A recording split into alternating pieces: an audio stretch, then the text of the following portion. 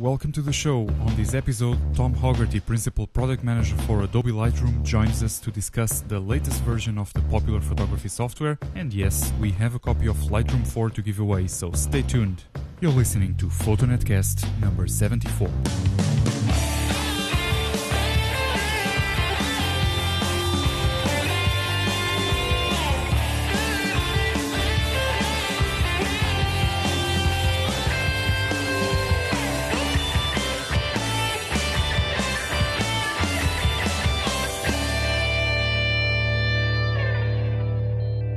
Hello and welcome. You're listening to PhotoNetCast. This is episode number 74. We are recording on July 20th, 2012.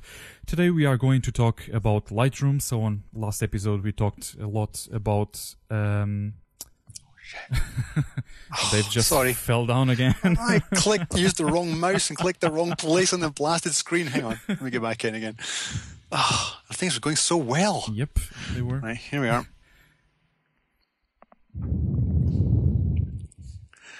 Not that mouse. Other mouse. I'll just move on with the show. On the last episode, we were talking all about film and film photography. Now we are going much more digital. And for that discussion, we are going to have a very special guest. But before that, let's just do the rounds here, check whom I have on the conversation. And I will start with someone that was not with us for now some time. And that's Jim Goldstein from San Francisco, California. Hello, Jim. How are you? I'm doing all right. Thanks for having me back. And thanks for joining us. It's always a pleasure to have you on that side and all your expertise. What have you been doing since the last time that you joined us? I think perhaps the more apt question is, what have I not been doing? Right. It'd probably be a shorter answer. But been helping out with, I've been working on some private personal projects in Yosemite. Been working on a group project in Yosemite. There's a one-day in Yosemite project that's in the works with about 25 California photographers and videographers. So that's kind of cool. There was a big day about that earlier in June. So there should be something out to see sometime at the end of July from what I hear. And then also helping out borrowlenses.com a little bit and bugging as many people as I can, just enjoying photography. All right. Sounds good. Sounds good. And also on the call we have Dave Wilson from Austin, Texas. Hi, Dave. Hi there. You look a little bit contrasty today. I do, yeah. I got a new webcam and I haven't managed to figure out how to set it yet, so I'm looking kind of post-processed. All right, welcome to the show. And also, good to be back. Also from Cologne, Germany, we have Timur Majra. Hello, Timur, once again. Welcome Good evening. Show. Thanks for having me, man. Yeah, you're welcome. And our special guest, of course, he was with us maybe 3.5 years ago when Lightroom 2 was coming out, and he is here with us again to talk all about Lightroom 4, Mr. Tom Hogarty. Hi, Tom. Hello. Thanks for having me, guys. Yeah, it's a pleasure having you here and having these discussions on Lightroom. I'm sure that a lot of our listeners use your software and they always want to know a little bit more what's going on behind the scenes and all of that. So it's a pleasure to have you on the show. Now, before we go into that, what do I have to talk about? We have a few things show-related here. Let me see what it is. If you are listening to PhotoNetCast for the first time, we would like to encourage you to go to PhotoNetCast.com. That is the place where we have all the show notes, all of that, links that you're going to hear about, and all of those good things. Also, the connections to Twitters, Facebooks, G+s are all there. And that's also the place where you can follow these discussions live if you want to. We are usually broadcasting the recordings while we are recording. If you want to interact with us and our guests, you are more than welcome to do so using our chat room. Talking about recordings and live things, I've added to the sidebar on the site a little widget that allows you to be up to date with the live shows. You know, we had some people asking, well, but when are you doing the show? Since we don't have such a fixed schedule, there is this little widget that whenever a show is scheduled, it will automatically add the show to your calendar in a Google Calendar or Outlook or whatever platform you use. So you'll always be up to date. What else? We have announced our winners from the 4 years competitions. We had both the social networks competitions and the photo competitions. It took us, I don't know, over a month to judge the many entries that we had, and thank you so much for sending all those in. And a big congratulations to Chris Utano, Mary Beth Lafferty, and Adam Allegro. They were the 3 winners for our photo competitions. I would encourage you again to visit PhotoNetCast.com and take a look at those images. Some fantastic images there. Also a few honorable mentions that we just wanted to highlight because the race was really, really tight at the top. Getting all those votes in and seeing who was going really to win the prizes was really up to the last judge, which was Dave. So if you have any complaints, send them directly to Dave over there. Moving on with this. What do I want to mention? Yeah, from the competitions, I want to really thank the companies that helped us sponsor this competition and provided us some products to give away. They were, let me see if I don't forget any, On One Software, Nations Photo Lab, X-Rite, HDR Soft, BorrowLenses.com, Think Tank Photo, GMC, Custom SLR, and Artsy Couture. A big thank you to all of them. Now, in the news, this was, again, I had the impression that it was a couple of slow weeks, not much going on in the news, but there was something that caught my attention today. And since we were having this on the last episode, this big discussion about film and film photography, it's a little bit sad, but it's true. Fujifilm just announced that they are going to discontinue 2 of their professional film grades. These are the Fujichrome Velvia 100F and the Velvia 50, at least for the, so the 100F is going to be missing for the 35, 120 and 4x5 formats. The Velvia 50 is going to disappear for the 4x5 and 8x10s. So it's sad to see these films go away, and it's more and more a trend that we are seeing. Tom, before you were all involved in Lightroom. You were, I seem to remember from our last conversation that you were involved in photography. You are a photographer. How do you see all these films going away? I know that you are so deep inside the digital world that probably you don't care that much. Or does this affect you in any way from your old days in film? I get a little nostalgic. I still have a bunch of film cameras, 35 and medium format, and I shoot about 1 or 2 rolls a year, just to remember what that experience is like and slow me down a little bit. But the benefits of digital after shooting 1 or 2 rolls of film a year really just kind of remind me that it's time to move on. All right. What about you, Jim? You also were a big proponent of film before digital, and then you just dropped completely film. Is it with any sadness that you get this news, or not really? Well, I don't know that I was ever sad to leave film. I enjoyed it for what it was at the time, and I've talked at length in the past about how I'm happy to have moved on to digital. There's, like Tom said, there is a certain nostalgia with film, which is nice, but that lasts as long as you're not having to wait for the development and scan it and then color correct it to make it look like the image and then to share it, and it gets to be pretty burdensome. Some people really enjoy it for the art that it is. I am less so, more so. I still have the original Velvia 50 in my fridge, not the formulation that was re-released in 2007, and it's been there for a long time, and there's a reason. If I really wanted to use it, I probably would have by now. I probably will at some point, just for shits and giggles, but yeah, I can't say that I'm missing it too much. All right. So I was going to say, so you just wanted it in the fridge so that it expires and you can come up with some artsy effects, but all right, it's not something, yeah. And I've got tungsten film in there too, which is even less desirable at this point. All right.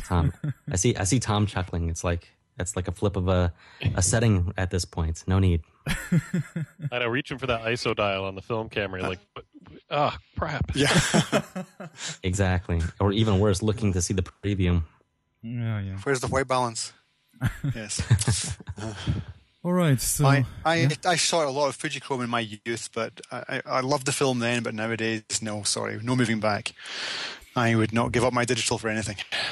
Nothing, not even for that nostalgia, that feeling of grabbing something in your hand. You want Sean here for this. We need someone who can wax lyrical about the wonders of film. But oh, come on. On the last episode, I told him, okay, you were useful enough. I won't invite you back because we won't be talking about film anymore.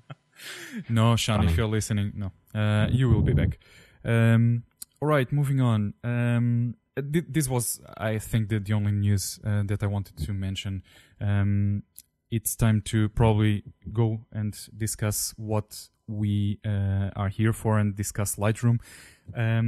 Before we go into this, I want to say that we have a copy of Lightroom 4 to give away, and details are coming a little bit later on the show. So if you still don't have Lightroom and you want to win a copy, just stay tuned and we'll talk about it later on in the show.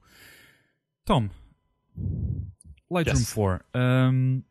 For people that don't know you, do you want to just go around a little bit of your background, what took you into Lightroom? I don't know if you were with Lightroom or since the first version of Lightroom. You are the principal product manager for Adobe Lightroom now.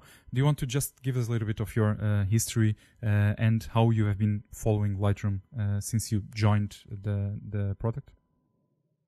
Sure, and it gets harder and harder to do this because I keep aging myself every time I go into my background. I just crossed 7 years with Adobe, and basically the first project I tackled when I joined the company, specifically joined the Photoshop team, was to help release the first public beta of Lightroom in January of 2006.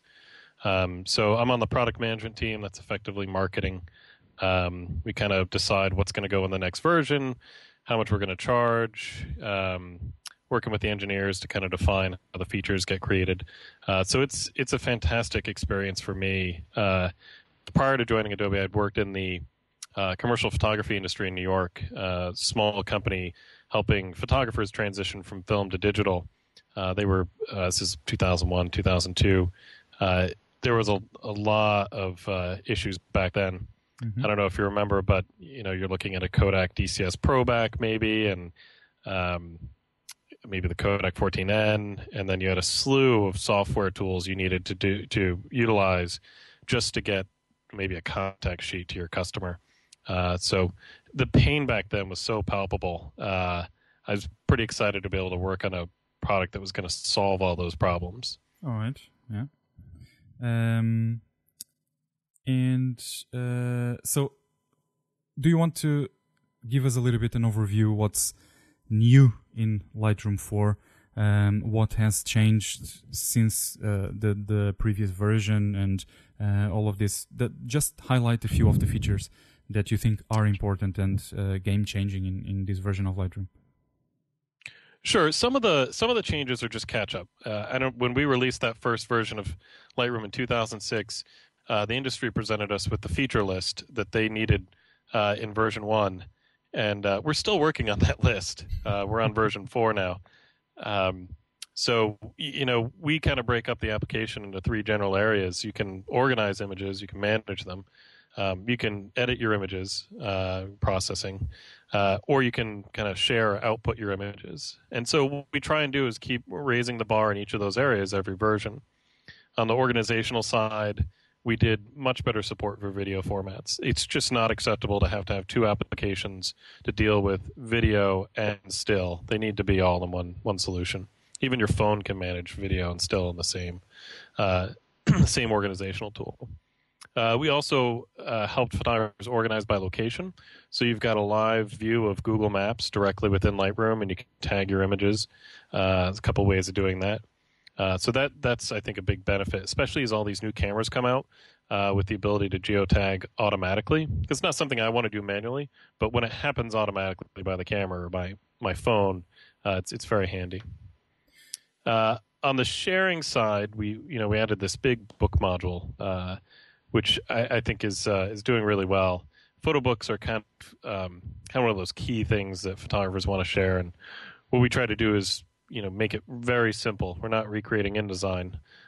We just wanted to make it easy to publish. The game changer, I think, in this version is the new processing. So every version, we kind of look at how our processing stacks up in the industry and what we can do better. And we wanted to simplify the controls, but also make them more powerful. And, we've got some real brainiacs on the engineering team who were looking at this technical paper that was produced as part of SIGGRAPH in 2011. It's the geekiest thing you've ever seen. I actually posted a link to it on the Lightroom Journal blog.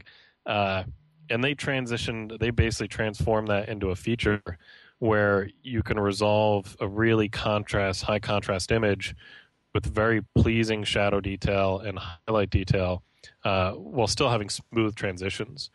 One of the issues you'd see in the past if you use a tool and you try and really brighten the shadows and bring down the highlights is that you start to get crossover in the middle and you get these weird halos and artifacts. And we've done it in such a way with the new process version of Lightroom 4 that you avoid all those artifacts and you just get a really well-balanced image. I'm doing much less dodging and burning because I'm just getting the results I want with the global controls. So the cool thing about that is it's not just for your RAW files or your JPEGs or your TIFFs. It will work on very high bit depth TIFFs. So if you've taken an HDR bracket, you bring it into Photoshop, HDR Pro, you just save that out as a 32-bit TIFF, and then all of that information is in the image, and you can manipulate it directly within Lightroom. I find the tone controls in Lightroom far easier to use than any HDR solution on the market right now. So I actually have not used 32-bit TIFFs. I save everything as 16-bit TIFF after tone mapping. But I'll say something about the process version 2012. I think it's a vast improvement. It used to be the case that if I had to go to Photoshop, I would take the picture across to Photoshop and do everything in it, and then export back to Lightroom. Nowadays, I take it across to Photoshop and do the absolute minimum I have to do, take it back and use the develop module in Lightroom to touch everything else up because I find it so much more intuitive than the equivalents in Photoshop. I think it's vastly improved. I also thought I'd missed some of the things that went away, like fill light, but the new controls are so much more sensible that I haven't missed it at all. I can do everything I did before and do it a lot better. All right. Tom, are these changes mostly triggered by users' feedback that you are constantly getting, or how is the process of deciding what goes into the next version? How does that work? Well, there's a lot of different things. So we obviously listen to a lot of feedback through our customer forums. We visit customers.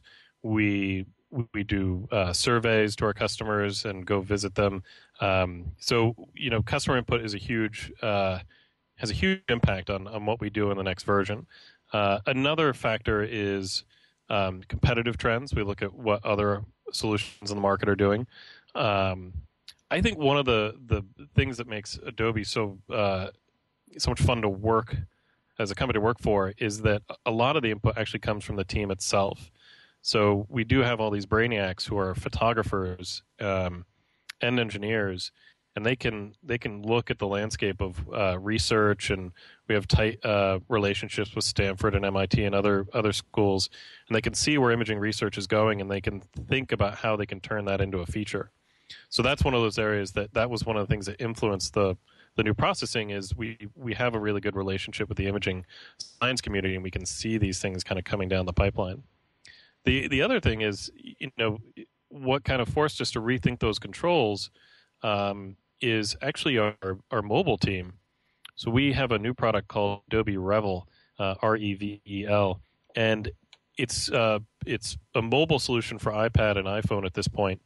But they realized they needed a simplified set of controls, because who wants to edit their images on a mobile device with, fill light, brightness, and exposure, and, a whole bunch of extra things. They wanted to be able to get the key controls in a very small set of adjustments. And so they actually were influencing this improvement as well. So, we try and juggle all of the input at once and hopefully come out with a product that folks like. Well, I had a couple. One is in past episodes on PhotoNetCast, I was never really too upbeat on on GPS integration and geotagging and things like that. And I have to say that my attitude has changed a little bit. I had a chance to play with the GP-E2, the Canon attachment that you can use with the 5D Mark III. And that actually was a lot of fun in the sense of putting those images into Lightroom and seeing it play out. So that was kind of like a nice surprise for me. I mean, the shadow detail in the raw conversion is really, really impressive from what I've seen. Like really impressive. But as far as something that was expanding my horizons that I wasn't expecting, it was how that geotagging and geolocation data was being used, because it is integrated very nicely. And then the other question I had for Tom when we get there is I am curious about when Lightroom will have more of a tie-in to mobile devices, which I'll leave that open-ended for later, I suppose.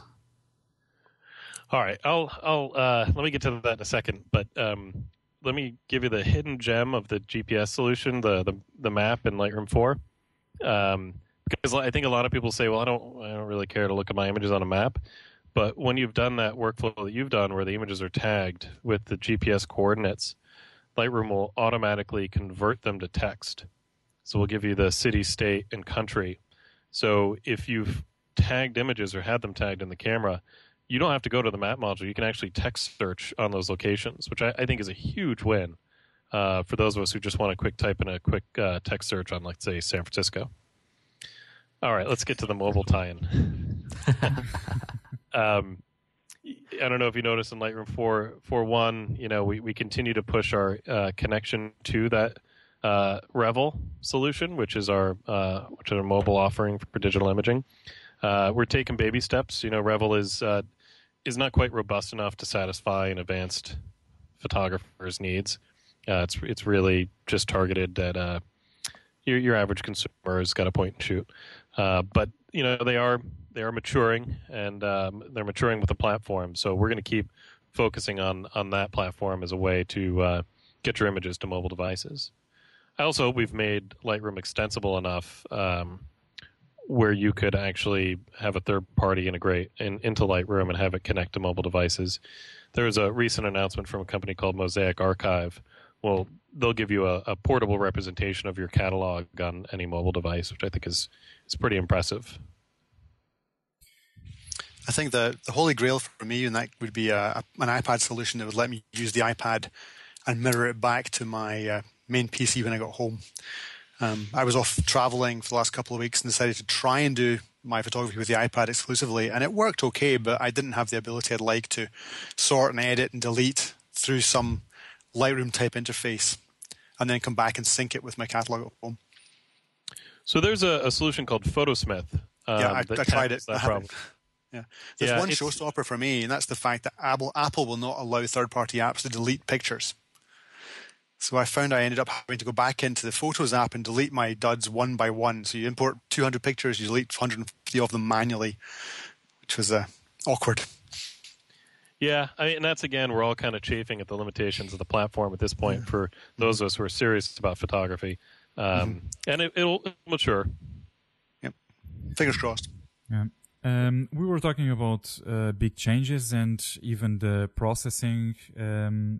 One of the that I'm enjoying a lot and I find amazingly useful is the possibility, for instance, to do white balance corrections in local adjustments. So if you have a room that is very much lighted with different light types and all of that, now it's much easier to just go there and just adjust locally where the specific areas that are being affected. I found that extremely useful, and I was sort of wondering how come this didn't come up immediately in the first session of adjustments, or when local adjustments came out. Is it that difficult, or why are these little things coming up that seem so logic to begin with? Maybe it's just because I had the need for them. I don't know. It's a good question. It just comes down to how we prioritize things, and it's a little bit art and a little bit science. And, the first time we introduced local adjustments in Lightroom 2, we were just struggling to kind of get the model for how you'd apply local adjustments. A lot of people had become accustomed to a layers type experience in Photoshop, but we wanted to not go down that path. So, that was the first iteration. It was basically, can you lighten and darken an area of an image? And we refined it in Lightroom 3. We rationalized a lot of things to make it easier because they're, how those local adjustments interact with global adjustments was kind of broken at first. And that would have made white balance a real mess. So once we fixed that in Lightroom 3, it's kind of like the next step is we have strong interaction between the global setting for white balance and the local settings. We can make that work easily. So it's just it's like it's going back to that original statement. We have a list of things that folks expected us to include in Lightroom 1 that we're still working on. It's not true, or is it true that there are a bunch of other controls that are now available as local adjustments? I mean, I know that clarity's in there now, which is one I like using, and sharpening. Were they in Lightroom 3? I can't remember. Clarity and sharpening, yes. The big one for me that's in there is local noise reduction. So with the new process version, one of the things you can really do is get good balance in the shadow and highlights, which means sometimes you really have to hike the shadows. And it's kind of changing how I expose my images. I always just I just make sure I've got every highlight available in a single image capture, and that usually ends up making the shadows a bit darker than I want. So I got to pull that back in Lightroom, and that's where all the noise lives. So as I kind of get the balance between the highlights and the shadows, I find the shadows are then a little bit noisier than I would like, and so I can go in with a brush and just brush out the noise in the shadows without affecting the rest of the image. With all these good things that Lightroom is bringing, now I've seen some complaints how much more sluggish it is Lightroom 4 compared to Lightroom 3. It's a much bigger install. Are these just people that need to have a hardware upgrade? Was there such a need for so much processing requirement? What was the main change there? Let's tackle the first thing you mentioned, the size of the install. That's something I'm not thrilled about. We've done a really good job of keeping Lightroom as an application that you could download, maybe 70 megabytes, 100 megabytes. Not that bad. This time, because we added really robust video support, we essentially stole the video engine from our Premiere Pro and After Effects. We added a text engine for books, so it's the same text engine used in Photoshop and InDesign. We nabbed we have 180 custom designed templates for books. So we added a lot of goodness, but it definitely cost us on the install size, and I'm still trying to figure out how we can make that better. Mm-hmm. Now, in terms of the interactive performance, we are constantly measuring that, and it's interesting. It's kind of like chasing a ghost in some ways, because we have to be able to reproduce the sluggishness that a customer is seeing in order for us to fix it. And we've spent, since the very first day of the Lightroom 4 public beta, chasing down the environments that seem to have a performance issue. And we continue to do it every week. We're constantly looking at people's reports and trying to glean what we can do to make the experience great on all systems that we support. So, we do these major changes. We add video support. We add great new processing, and it's like tossing a new engine in a race car. You got to spend some time running it around the track and tuning it to get the great performance. Yeah. Let me know when I can bring my workstation into the office. I'll show you.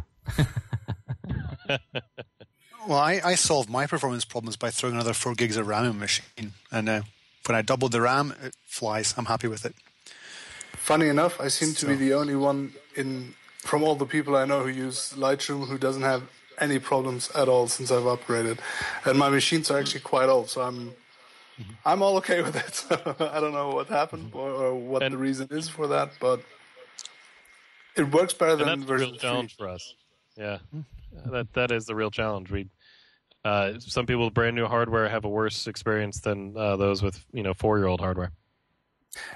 Is there a possibility from the technical side or from the architecture side of Lightroom to, for example, as you mentioned, like the book module and or the part for the books and everything that adds to the size of Lightroom, to kind of have a modular installation or something, like, where you can, if you, for example, go through the cloud and use the Creative Cloud to basically to say, okay, I really don't need the book part, or I don't need that part, or the video part, for example, and size it down a little bit if someone needs to, I don't know, save space or get Lightroom installed like really, really quickly on site maybe or something.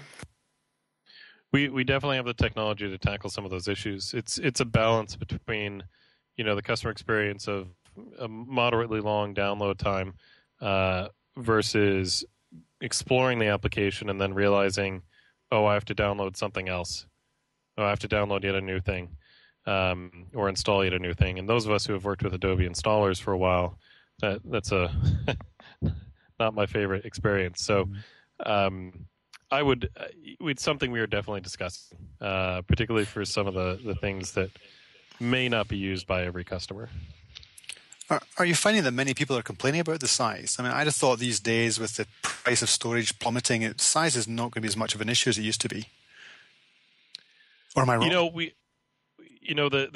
technical community, the developers in Silicon Valley, they all talk about this quite a bit, and they gave us some flack. But most of it is from some regions in Europe where the broadband isn't that good. We have taken a few lumps, not as much as it's less than I had anticipated. Because you're right. I mean, broadband is getting better around the world. Any questions, Jim? You want to ask something? No, not really. Okay. Not just yet. I'll wait. No. We saw. Well, I have a question for you guys. Yeah. Probably one of the biggest changes we made with Lightroom 4 was actually the price. Essentially cutting the price in half from $299 to $149. Have you guys heard any feedback or comments on that? Yeah, I was going to be cynical and say perhaps it had something to do with Apple doing the same thing with Aperture slightly before you. Well, they've been dropping the price on Aperture basically every release since they introduced it, sometimes even between releases. So I expect it to be free at some point in the not-too-distant future. They follow the current path. I was very pleasantly surprised when I discovered that all these new features had been added and the price was half what it was before. Yeah, definitely. So I'm sure people like that one. Mm-hmm. And Lightroom is a piece of software that we are always talking about here on the show, and we are always raging about. And it's good to, even when we are offline and talking with people that use it, the feedback has definitely been positive. And it's much more a larger incentive for people to go and, even if people are borderline, maybe I should try it, maybe not, even after using the trial, with a lower price point, it's just a no-brainer, and you just go for it. There's absolutely no issues there. Yeah, I run into a lot of folks at weddings or parties, and they've got a nice camera, and that $299 price point just was a little daunting, I think, for a lot of photographers who may not be professionals. They have to justify that that new lens or whatnot to the wife, and then a $300 piece of software on top of it. Yeah. It's a bit harder. So I think we're definitely making folks happy. So it's definitely a tool aimed at the pro market. It's definitely what? I'm sorry, I didn't catch that. A tool aimed at the pro market, at the pro photography market. You think so? Yeah, it's a professional grade tool. However, we find, as I'm sure Canon and Nikon find, that a lot of the customers don't make their money from photography. I'm sure there are plenty of D4s sitting in the hands of dentists. So we that's our goal, is to build a tool for professionals, but we acknowledge that we do have a lot of non-professionals who enjoy the product as well. Hey, we just got a question from the chat room. Dawn is asking, have you noticed the correlation between the decrease in the price and an increase in volume? That's probably proprietary information or not. Yeah, I guess. I can't share that, but I still have a job, so there's that. All right. What else do we have here to ask? I've got a question if there's room while we're looking, which was the last time we talked about, I believe it was like Lightroom 3 with Tom. I was asking about video, since the 5D Mark II was such a hot item. And of course, my next question to push the envelope further is, when might we see integration with what we see with some of the photo editing elements within Adobe, like whether the production suite or even just individually within After Effects or Premiere Pro? Is there going to be more of a direct hook into those in the future, just like you might see with Photoshop? We're definitely talking about it. We need to be careful though, because we want Lightroom to remain a solution focused on solving photographers' problems, and a very small portion of the photography community actually uses Premiere Pro or After Effects. So we don't want to become the front end to our pro video solutions, and that's something we're trying to be very clear on. That being said, as video becomes integral in the professional workflow, and certainly kids coming out of school these days with photography degrees, it's something they have to learn. I think there are some little hooks we could do to make life easier, in the same way that we make life easier from Lightroom to Photoshop. We could probably do something to help out those who are using Premiere Pro. Yeah. Well, since you mentioned it, I have another quick question for you, which is, you mentioned that you wanted to be somewhat neutral with these hooks, but yet Photoshop remains. And I was kind of curious, one of the debates that I see come up here and there, kind of percolates up in the community, is how many people are actually still using Photoshop. And while I am one that I probably will never relinquish using Photoshop, I know that a lot of people really just feel that Lightroom is sufficient. So is Photoshop going to be a pervasive hook, or is that something that you guys have seen there's been a differentiation in market use between the products? It's a good question, and I can't share exact numbers, but a significant number of Lightroom customers are using Photoshop as well, and it's because it's the gold standard, and it's what a lot of our customers have grown up with. And push comes to shove, if you're getting paid for an image, or you really need that image to shine, you're going to hang it on your wall, you want to pop it into Photoshop, get the Wacom tablet out, do a little bit of extra retouching and local adjustments, and that's what Photoshop excels at. The cool thing that I find is that I enjoy my time in Photoshop a lot more. I haven't seen the Actions panel in Photoshop in about 3 years, and I love that. One thing that when you mentioned the video came to mind is that the same thing as in the still images, video editing, although it's basic, but it's also non-destructive, right? Yes, absolutely. So you want to keep the whole philosophy of Lightroom is a non-destructive application that you can always go back to your original image without having destructive properties from the editing, right? Yeah, that is the philosophy of the application. We never touch the original. Everything we do is based on metadata-based edits. Can you just give us a quick overview how that works? Because it's something that still confuses some users. How is it that the catalog works, that you see all the changes and the catalog opens and you have the image changed, but it's not destructive and you can always go back? Can you just give us a quick overview how that works? Sure. It's I like to call it a recipe.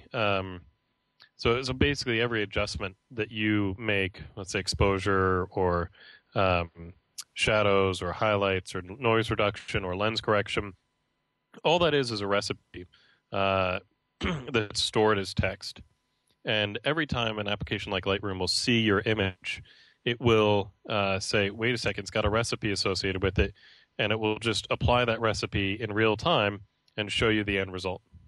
Okay, so that's what we mean by kind of parametric image editing or metadata-based editing.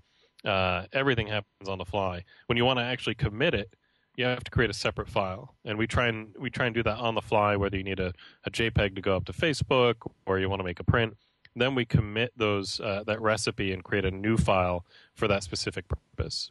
And that recipe is stored in a catalog as part of your library, and so that's how we know where your image lives. We know what recipe you have associated with it, and that's how the catalog system works. I'm trying to limit the amount of times I say the word catalog, though, because it's a big source of confusion, I think. We created a really flexible cataloging system, and we're finding across our customer base there's still a certain amount of confusion about how that works. And I can't strongly recommend enough that folks just go with a single library and not try and work with multiple catalogs. You're talking about the video editor just a minute ago there, and I was really surprised when I tried it for the first time this week that it didn't do just trimming. I'd assumed it was purely, create and edit by cutting the beginning and end of the clips. But I discovered you can actually do exposure correction and white balance adjustment in video as well, which is fabulous. Oh yeah. It's just a quick developer presets, but it's pretty powerful. It gets the clips close enough to my still images that I don't mind putting them together in a gallery because I know that they look similar. Mm-hmm. So I want to go back to the chat room for a second and revisit the price question. Does lowering the price mean targeting the consumer market while neglecting the Advanced Pro? A little tidbit, I'll share an inside secret. The Advanced Pro is actually more price sensitive than the rest of our customers. So, this is doing something for our professional customers as well as the rest of the market. So we're not changing our product direction. We're not changing what we're focused on. We're just changing the price so we can have more customers. All right. Could I come back to I'm sorry. I'll let the other question fly. Sorry.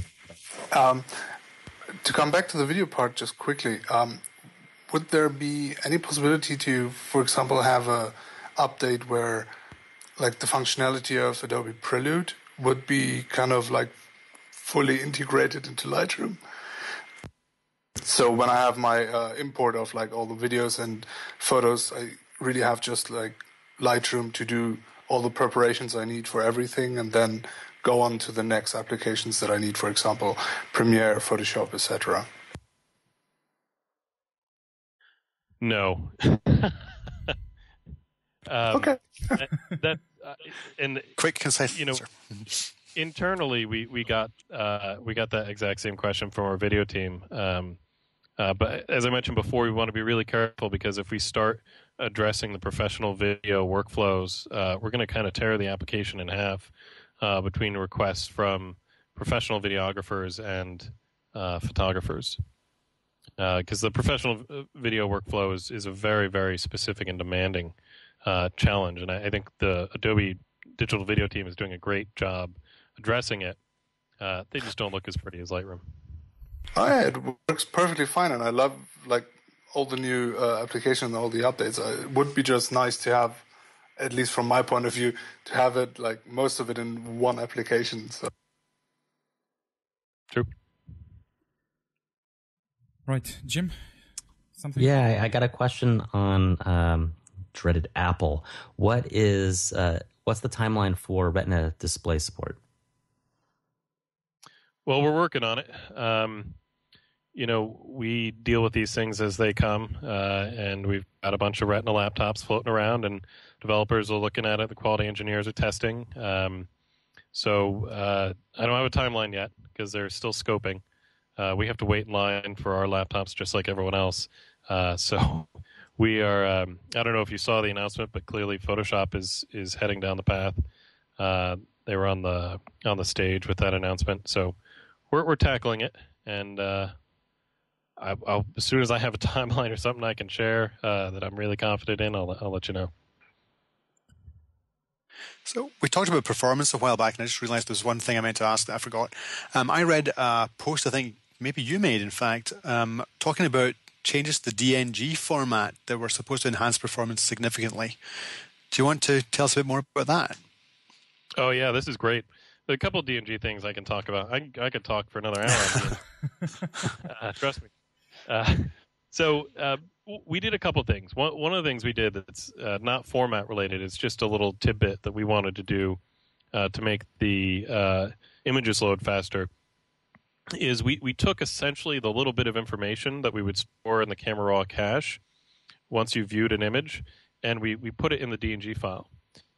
So the cache is just this little bit of information that, you've already visited an image, you come back to it, you shouldn't wait for that full load time again for it to snap into view in Lightroom's development module.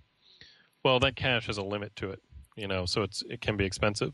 So what we did is we gave the option to embed that cache within the file itself. So every time you visit that file, you get the performance like you just looked at it.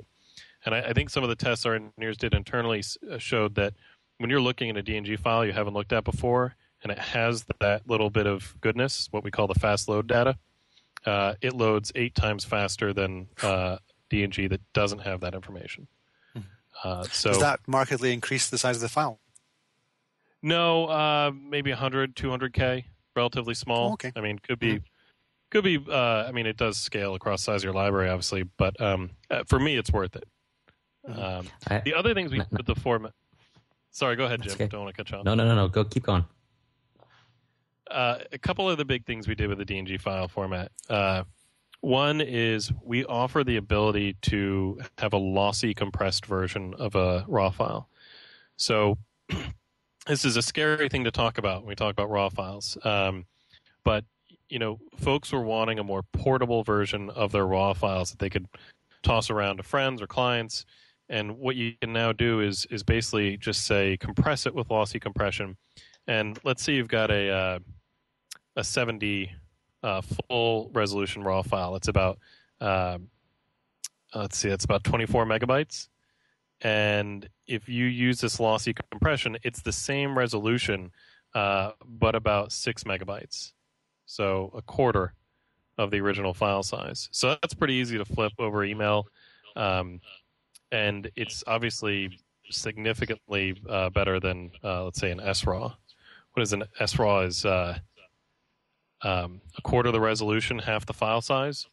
We're the same resolution, a quarter the file size. The other thing you can do is you can actually downsample it too. You can make it, maybe take that 39 megapixel RAW file and downsample it to be something like maybe a 6 megapixel RAW file that a client could work with and kind of get the look they want, and then send it back to you for post. And you'll get the same benefits of RAW, just a smaller file. So, it's a lot more flexibility, I think. And just we keep adding more features to the DNG file format. Yeah. Sounds like RAW is moving, or DNG is moving more towards a general purpose file format rather than just a way of storing your raw sensor data. Could you ask that one more time? So it sounds like you're moving DNG away from just a method of storing your raw sensor data into a general purpose image file format. Oh, yeah, we've been growing it to do a number of things. It went over a lot of people's heads when we updated the last DNG spec, but we have this thing called opcodes that can store all kinds of image adjustments. Basically, you could do lens warps, a lot of high-end flat field corrections. So we've been extending the format to have more and more functionality over time, and make it a robust extension of what TIFF was for that format. Mm-hmm. I may have to start using it. That's good news. The question I had for you, Tom, was that I noticed that there's the speed increase in the image rendering. The problem that I have with my DNG files is that there's a substantial lag on the metadata, the keywords. Like editing those, it's a good pause. And I don't know if that's just my setup or if that's something that's been reported prior. So you see a difference in the availability of the metadata fields for a DNG with the fast load data versus a DNG without? I don't know if it's with or without. I just know that when editing the metadata, it lags. Okay. We'll look into that. Well, that's not not just good. be me. I hope not. But the other question I had for you was in relation to the photo library, or the catalog anyway. Yes. Now I'm saying it, catalog. And what type of thing is in store, or is it just not even on the radar about multiple users, multiple computers accessing a common catalog? I know some people are throwing it into Dropbox, and I see a lag in just the computer, at least on a Mac. The computer just cycles to try to sync the file. So as a working catalog, I just think that would be like a no-no. Is there a best practice around this yet, or is there a feature enhancement coming? There's been a feature request in that area for some time. The Dropbox workflow is becoming more and more popular. I haven't tried it. I can't recommend it or say it's not a good thing. I haven't looked at it yet. Honestly, the best, most portable way is to drop that catalog on an external drive and move it from computer to computer. That seems to be what a lot of work groups, small shops, multiple photographers are doing if they need to pass a job around. Other than that, we've been hearing a lot about that, and if you'll notice, one of the interesting things about the Adobe Revel solution is that no matter what computer on, if you launch Revel, you're looking at the same set of images. So, and any changes you make are just instantly available across all those computers. So clearly, we're building a solution that addresses the beginning of that workflow, albeit with a very limited functionality application. Will the Creative Cloud at some point support something like this? Is it in your plans to implement it in the Creative Cloud?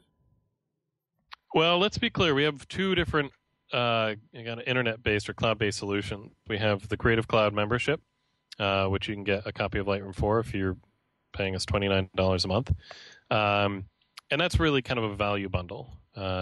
It's there for customers who are participating in this kind of new experience that we're working on for the creative professional. And if they would like a copy of Lightroom, absolutely. The other cloud offering, internet offering, is based on Revel, and that's the photography solution for desktop and mobile devices. And so we want to focus a little bit more on the photography-based solution than the creative professional solution. All right. We have the new book module now, which is fantastic, which I love because I work with Blurb quite a lot, actually. Is there any chance we might get a module for prints? I mean, now I'm missing the Single proper prints English word. I'm very instead sorry. of, Yeah. Single prints instead of books. Yeah.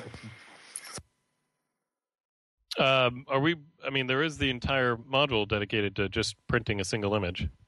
No, I meant via service to get prints sent out. Third-party services, yeah. It's a really good question, and I know there are some plugins available where you can have your images uploaded to various print houses. It's a pretty fragmented market, though, for us to pick one partner and say, by default, we're going to send your prints to this vendor. We took some heat on the choice of just picking one book vendor, but there are fewer global companies that are addressing the book printing workflow than single image printing. But yeah, I can see if I can dig up any plugins that are good for that workflow. Who would you? What vendor would you want to be printing to? Anything that works in Germany would be nice. See, that's the problem with those kinds of solutions with physical goods. We need to pick a partner that. I definitely see that. Yeah. So you'd need a global partner for something like this, definitely. Yeah. Would it not make sense to have a universal format that other vendors could then support? So one of the protocol? things Elements has that. Elements has a universal protocol to connect with various vendors for printing single images or 8x10s. When you abstract it to the point of being the lowest common denominator to work with all vendors, you basically become the lowest common denominator, and it's not that good of an experience. That's my personal opinion. On a similar subject, talking about the book thing, I was intrigued by the fact you had the commercial tie-in directly with Blurb. I'm wondering, are you offering some kind of internal hooks to photo book manufacturers who might want to add their own support to the books module, or is it going to be Blurb forever? Not that I don't like Blurb, I think Blurb's fabulous, but I noticed there's a bunch of other people doing the same sort of thing. So that was one of the biggest questions we got around the launch, and it's something we're still evaluating. We definitely want to make it extensible, so other book manufacturers could basically provide templates that work with the layout options and the formats that they have. It's something that we're still investigating, but I think we'll probably kind of make a call on each version on which partner we want to work with, and leave the rest up to extensibility and the ability of other manufacturers to plug in. I think what we want to avoid is you go in to create a book and you're presented with a choice of 15 different manufacturers that you could print to, and each one has a different size, and I think we want to keep it fairly straightforward. Jim, I know that you probably have to leave us in a couple of minutes. Do you have any last questions that you want to ask Tom? No, I just have love for Tom. Just keep up the great work with Lightroom. I mean that with all sincerity. I really enjoy Lightroom, even through some of the the down moments. There's always been a very dedicated effort to address bugs and take people's feedback seriously. And I like the fact that Lightroom set the trend for beta input. Even if the windows have been getting a little bit smaller, I still have really cherished that, because I think more people should do it. And so it's been a quality team and a quality product. So I just have love and just to say thanks. So it's always good to talk to you, Tom. Thanks, Jim. And same to you. We've, for those that don't know, we've had the pleasure of having dinner in San Francisco, and Jim's hung out with the team many times. So it's great to hear that. All right, Jim, you are probably going to drop out of the call. Thanks for joining us. It was great to have you on that side. My pleasure. Where can people find you online? As always, jmg-galleries.com. My blog is the place to go. And I'm on every social media site known to man, although I would say except for MySpace. But Google+, you can find me there, Twitter, and Facebook as always. Just search Jim Goldstein. I'm everywhere. All right. I'm going to find you on Friendster. Friendster. I probably have an account there still, sadly. All right, Jim. So, we are going to continue our discussion with Tom here. Just we have a couple more questions. Once again, thanks for having taken this time, and we keep in touch. Okay? Thank you. All right. Bye. Take care. Bye-bye. Okay. We have a question for you, Tom, coming from the chat room again. And this is about Linux and some sort of compatibility between Lightroom and Linux. Are there any plans for this to happen, or is not even a sufficiently big consumer base that uses Linux for you guys to consider it? It's not currently on our roadmap, and I know that's always frustrating to hear for the Linux community. I believe there was one wine port of Lightroom a while back, but we have to look at the size of the market, the number of customers.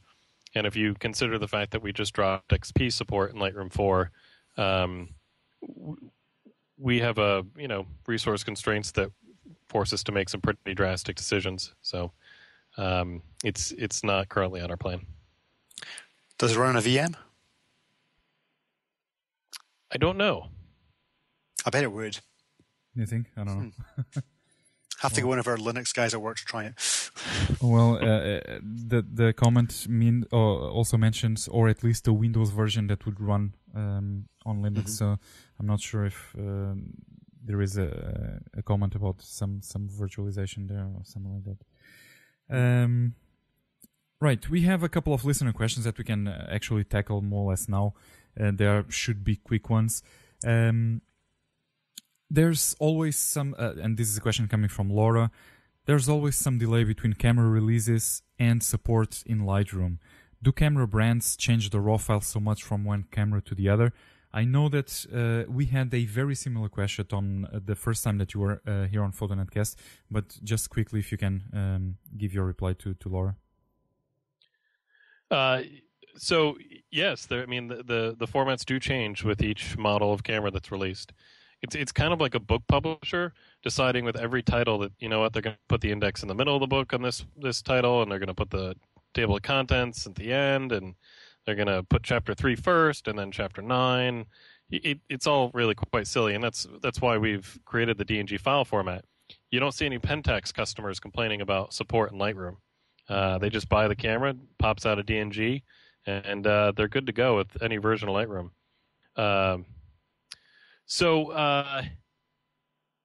Yeah, I mean, and also if you happen to afford a Leica, you get a DNG as well.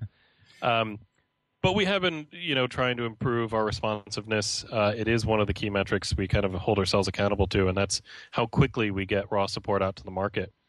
We do 8 updates a year between release candidates and final releases in terms of updates for RAW support. You'll notice that the Rebel T4i, it was supported before it was even announced. So I think we're improving, and we'll just keep on it. Is it still the case that you can often find beta versions of the RAW support for new cameras on Adobe Labs? I remember in the past I've gone there and got a beta of, I think it was D90 in those days, I think, a couple of months before it came out in an official release. Definitely. That's where we do our release candidates, and those are typically really robust versions of the application, and we're just testing out our new RAW support, and we use Labs for those releases. So definitely don't be afraid to try those if you need RAW support. Also, I have to say, you're actually really quick. I mean, especially compared to Apple, who they really take their time sometimes. And I know at least 2 friends of mine who are photographers also switched from Aperture to Lightroom just because of that. So I think you're really reasonably quick with all that. So. Thanks. Yeah, it's definitely something we care about. There's nothing worse than bringing home a new camera and not being able to see the RAW files. It's horrible. Yes. Yeah, it's happened to me before too. Yeah. Yeah, I had that experience now with the 5D3. That short period before it was supported before 4.1. I think it was the first support for the 5D3. And it's those days that you have to use the Canon software. That's just dramatic compared with Lightroom. All right. Next question comes from Peter Armstrong, and it's a fairly technical one, or maybe more specific. Can you explain the whole camera-specific tone setting when importing? Are these settings created by you or the camera manufacturer? Let me look at that question real quick. Was that that was sent in earlier? Yeah. So there's tone and color. So let's make sure we're being clear. And both are controlled by Adobe for RAW files.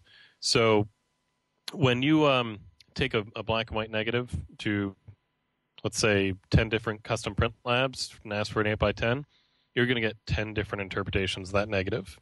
Okay. And so when we see a RAW file, we're doing the same thing.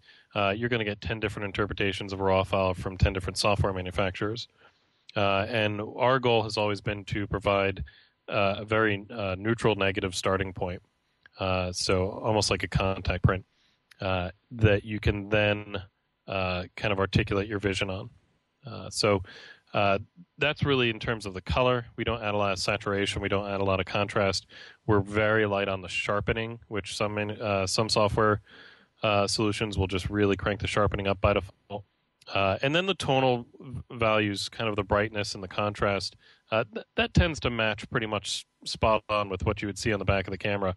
That's not a big challenge. It's more the color representation, sharpening, and the default noise reduction that most people seem to get concerned about. And we do measure and control that for every new RAW capable camera that comes out. So we profile all these cameras for light sensitivity, for noise, for the point and shoot models that shoot RAW, for the lens characteristics. So we put a lot of work into it. All right. Next. Any more specific questions that you guys have for Tom? Can I ask you something very specific and self-serving? Yes. Absolutely. I have one complaint about Lightroom. It's a very esoteric case, but I shoot infrared quite a lot, and the white balance adjustment in Lightroom is not sufficiently wide to allow me to do color corrections on my infrareds. So I have to go into Capture NX from Nikon to tweak my white balance and pull it back in as a 16-bit TIFF, and it's a huge pain in the butt. Is that something that you're considering to adjust, or am I just stuck with Capture NX for the foreseeable future? So you're not stuck with Capture NX. You can actually do it in Lightroom, but what you need to do is go grab the DNG profile editor, and I'll send you a link right now in the chat section. Very cool. You may have saved me $150. Custom profile. Let me get this link for you. I didn't expect an answer today. This is good. And I'll pop that in there. And there's a tutorial on the Adobe Labs on how to create a custom profile for infrared capture. Excellent. Thank you very much. I'll go play with that. Tom, you have anything? Yeah, well, we're at self-serving questions. I have two small thingies I want to ask if that's okay. Because to keep up with the praises, Jim ended his session. I really love Lightroom, and I do as much as I can in Lightroom. I only have two things I can't do in Lightroom, which are in my regular photo workflow right now. One thing is stitching panoramas. The second thing is a little bit of retouching. I'm not a retoucher. I don't do too much of retouching, but things like, my question is there any chance of getting something like the spot healing brush or, a little bit of content-aware magic here and there into Lightroom? And obviously the panorama stitching. Okay, those are very good questions, and that's what a lot of photographers want to do with their images. Now you have to listen to all the conspiracy theorists out there who firmly believe that we won't give those things to you because that would infringe on Photoshop's territory. I love when I hear those. The silliest thing I've ever heard.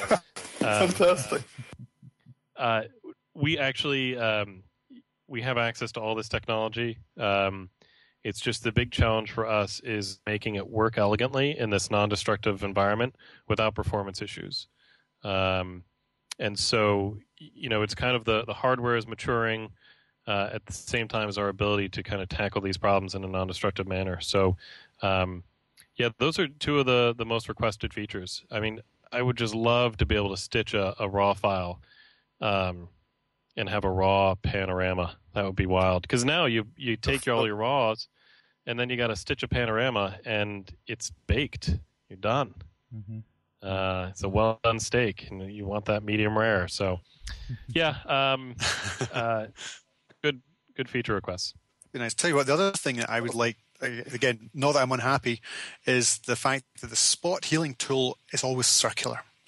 I'd love a way of using a healing brush kind of effect in Lightroom, so I could take out scratches and things rather than having to do a whole bunch of circular dots. So you weren't listening. This is getting very specific now. I meant something while I was checking the. No, it's definitely. There are 18 different ways of healing an image in Photoshop, and now they've got that content-aware fill technology too that can go along with it. So we have a lot of candy in the jar that we can pick from, and it's just a matter of finding what's going to be performant and easiest to use. All right, we are probably very, very long on time. To finalize this conversation with Tom, what can we expect from Lightroom moving forward? Any big plans, any big changes? I'm sure that you will not be able to tell us any. You expect an answer? We're talking product development here. Yeah, let me just show you my whiteboard. No, just kidding. You've got to ask, of course, haven't you? Yeah, exactly. Anything that's what can we expect from Lightroom moving forward? Well, in the near term, I think we're going to be looking at a lot of new RAW file support. It's a photokina year. I think we're going to be busy working on new cameras. At the same time, we're cranking away on the next version of Lightroom already. The team celebrated the release of Lightroom 4 and just got down to business on what we're doing next. And I can't tell you what we're doing next, but it's we're going to try and delight you as much as we can. All right, sounds good. Actually, there's a question here, just briefly. How big is the team? I have a that I'd love to show you. I don't have the exact numbers in front of me because we're kind of a distributed organization and we rely on a lot of different teams. So we've got the ACR team and the Lightroom team. We got some help from the video team, but it's a good chunk of folks, but not as big as you would think. That's not an answer, but I'll let you off. Mm-hmm. Thanks. Good chunk 10, good chunk 300. We do not have 300 people working on the product. I enjoy using it regardless of how many people work on it. All right. Last little thing. For someone to go and get Lightroom 4 in a short sentence or in a short couple of sentences, what are the best arguments that you can give to convince someone to go and get your software? Seems awfully quiet. I wasn't sure if everyone is supposed to answer, just Tom, or I'm just asking Tom. I thought that was. We're convinced already. We are convinced. Yeah, exactly. I would say the new process version. It's a no-brainer. It really, it's like expanding the dynamic range of your camera that you already own. All right. Let's leave it at that. To end this conversation, and just as we mentioned in the beginning, we are giving away a copy of Lightroom 4. All you have to do if you want to win this copy, or if you want to be in the raffle to win this copy, is go into PhotoNetCast.com, find the show notes for this episode, and drop us a comment there and tell us what is the best feature that you think Lightroom has, or something that you would really like to see in Lightroom. Just drop us a comment there and we'll put you on the raffle for a copy of Lightroom 4. Gents, we are now at around 1 hour casting. I think that we are going to once again skip our selected from the web like last time. It's probably time to finish the show.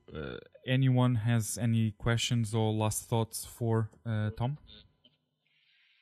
Nope, other than to say thank you very much. Thanks, guys. All right, Tom, it was a pleasure having you there and answering all these questions. I know that some you probably hear a lot, and every time wherever you go into some of these podcasts. But it was a pleasure, and it's always nice to have you here, even if it's every 2 versions of Lightroom. It's good to have you and have this sort of discussions. I hope that you also enjoyed the conversation. Absolutely. It was good chatting with you guys. All right.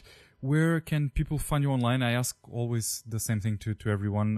Probably some place in Adobe. I had something. Let me just check here. I had a blogs.adobe.com/Lightroom journal. Is this still the best place?